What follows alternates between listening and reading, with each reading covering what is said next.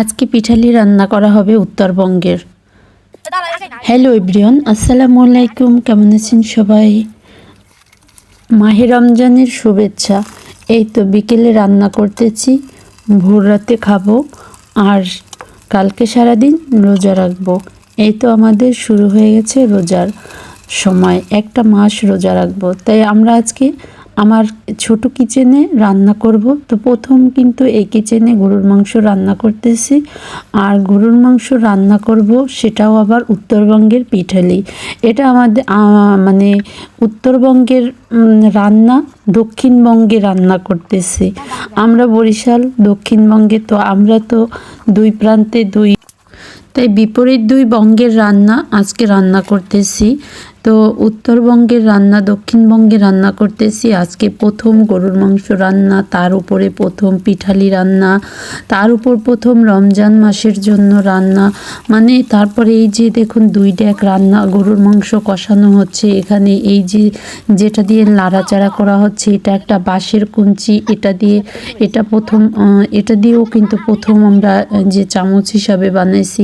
তো এখানে আদা রসুন পেঁয়াজ একদম গরুর মাংস রান্না করতে যা লাগে, হলুদ মরিচ সব কিছু দিয়ে গরুর মাংসটা কষানো হচ্ছে।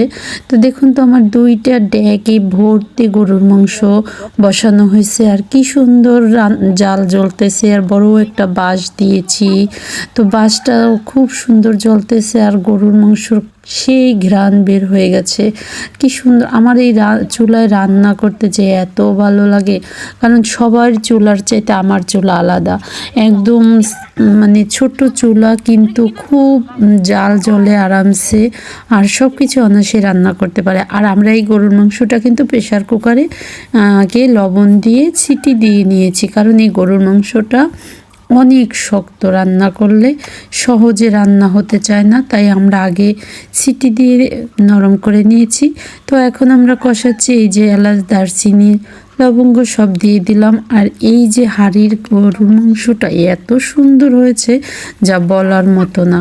আসলেই খুব মজার একটা রান্না হয়েছে। গরুর মাংস একদম ভুনা ভুনা কষানো একটা মানে যে ফ্লেভার সেটা বের হয়ে গেছে। আসলে বিশ্বাস করার মতো না, না দেখলে কাছ থেকে আসলে আপনাদের যদি দেখাতে পারতাম তাহলে বিশ্বাস করতেন যে আমার এই ছোট কিচেনের এই রান্না, মানে চুলাটা যে কত সুন্দর, যে দেখে সেই বলে যে কি সুন্দর একটা চুলা।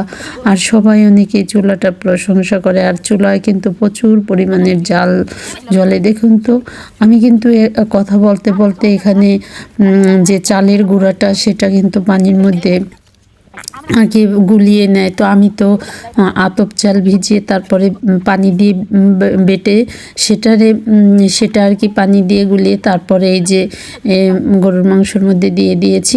আর এই যে হয়ে গেল সেই উত্তরবঙ্গের পিঠালি।